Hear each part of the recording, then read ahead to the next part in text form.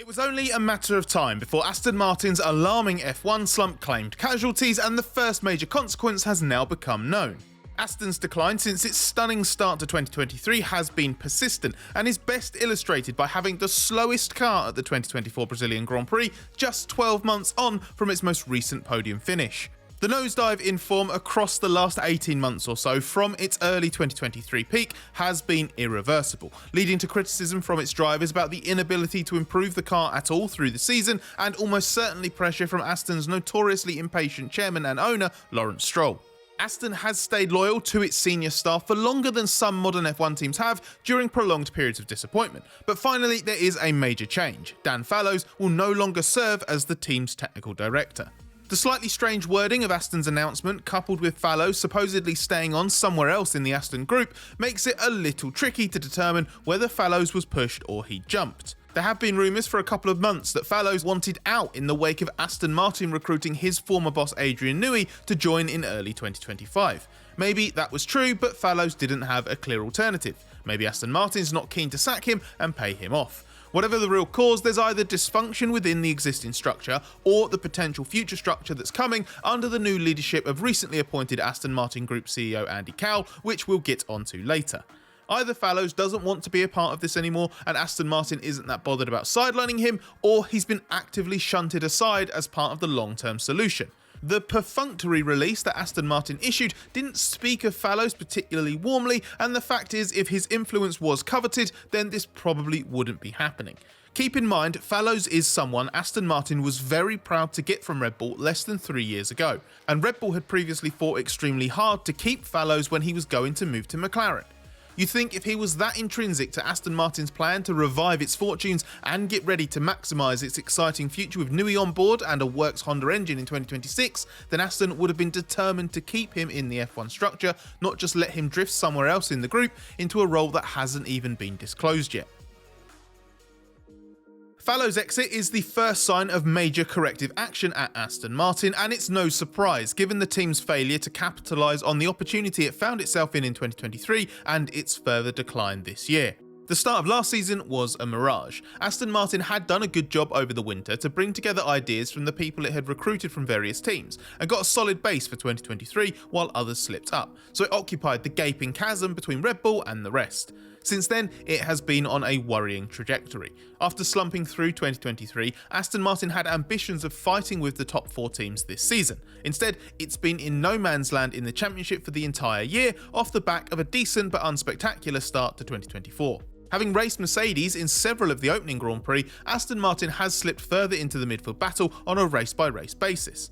The majority of its points were scored in the first 9 races, and a pointless triple header means Aston Martin has now scored just 13 points since the summer break, less than Alpine and Haas, level with Williams, and just 3 points more than RB. Unsurprisingly, it's often been slower than all of those teams at different points, and most embarrassingly of all, was even worse than Sauber in Brazil. That was partly exaggerated by circumstances and was the nadir of Aston Martin's underwhelming season, 12 months on from a heroic Fernando Alonso podium finish at the same track.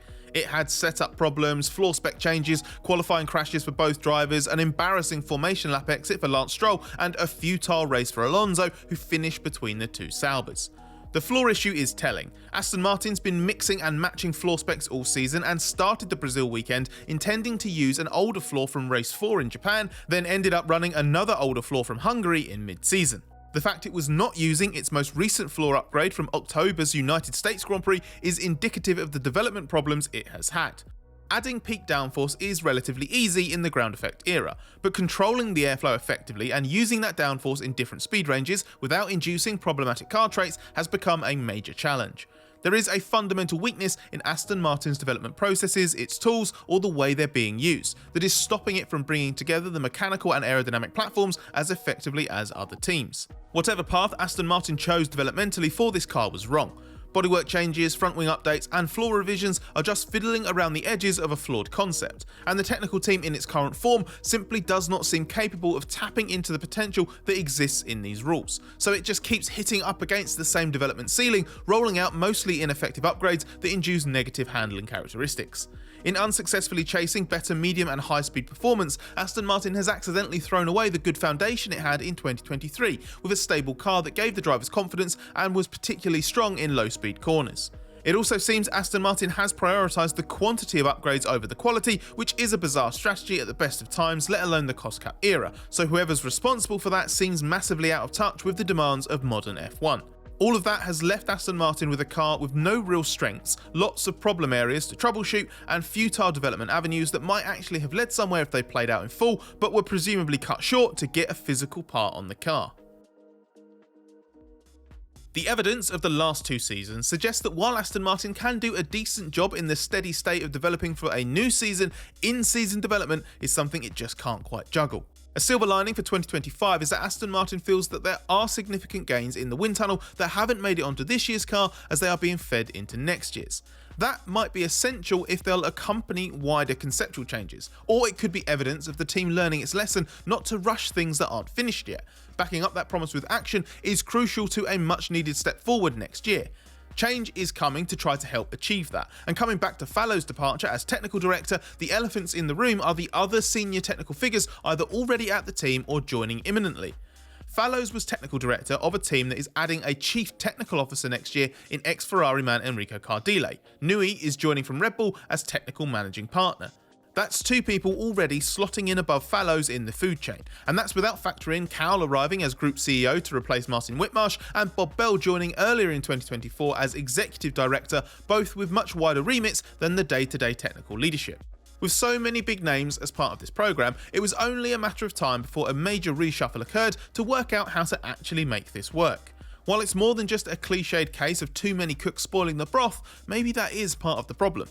How well the senior figures play together is critical to the function of an F1 team, and having so many at the top end of the hierarchy has the potential to generate clashes. Even if that's been avoided, you then have the problem of the structure having to change to accommodate new people, and that means the previous leaders, like Fallows, are faced with the prospect of adapting to something they didn't quite sign up for. Remember also that the 3 highest earners are exempt from the team's budget cap spend, so while Fallows was probably one of those when he first joined, chances are he's poised to be eclipsed, and that could bump him as a high earner into the budget cap considerations, so Aston Martin has to consider if he is worthwhile. The hard part for Aston was always going to be working out how to get these people working together and fitting into the same structure so they can lead the technical organisation properly. We mentioned that Fallows moving out of the technical director role means he either didn't want to be part of this anymore or wasn't seen to be a valuable part of it by the team. Our inclination is that it has to be the latter because changes were always likely going into the team's Cal, Newey, Cardile era. It was made clear when Newey was announced that the structure would need to be reset. That means re-evaluating certain positions, who leads what, and where the ideas come from. But that doesn't mean that this starts and ends with Fallows, because it would be a surprise if his F1 exit isn't followed by further high-level changes, even if that means structural adjustments rather than more casualties. Though Fallows hasn't shown much over the last 2 seasons to indicate he can lead the technical organisation to the right solutions, a single technical director is never the start and end of all the problems, especially in a structure he is not ultimately at the head of. And the person who is will probably be even more important to this project working than Newey. Previously, the Group CEO role was held by ex-McLaren boss Whitmarsh, and we wonder if any problems could have trickled down from there. His main Aston Martin legacy seems to be getting the new factory turned around in an impressive time frame and within budget, but his actual knowledge of what an F1 team needs and how it should operate is slightly outdated after his 7 years or so out of the championship between running McLaren and taking the Aston job. Even if the day-to-day technical command was elsewhere, strategy and culture come from the top down. One suggestion within that is that the flawed upgrade strategy might even have been a Whitmarsh directive. From what we've heard, Cal has his hands full bringing all of that up to the standard he was used to in his role as Mercedes engine boss before a short sabbatical from F1. Reshaping the technical team in Fallows' absence and with Cardile and Newey coming soon will be key to getting the Aston Martin house in order, but Cal's job won't stop there. He's still scoping out the strengths and weaknesses of the organisation given he's only been in charge for a few weeks and it's not going to happen over a matter of months or even a single winter. Remember, his engine background means he's extremely well versed on that side of an F1 programme, but there's a lot to learn about other aspects and he's now effectively in charge of the whole shebang. In fact, one of Fallows' last jobs was to create what Cal jokingly referred to as a work experience package for Cal to learn as much as possible about what the aerodynamicists need when developing an F1 car. That came alongside Cal devoting a lot of time to speaking to the team's principal aero workers, visiting the existing wind tunnel it uses at Mercedes, and spending time with the aero performance group working the Singapore Grand Prix remotely. All of that reflects a specific, very important area that Cal's trying to get on top of, but it will be just the tip of the iceberg. In all likelihood, the Aston Martin vision will still be coming together when its next wave of big recruits join early next year. Cal's job is to make sure that process is as far advanced as possible by then.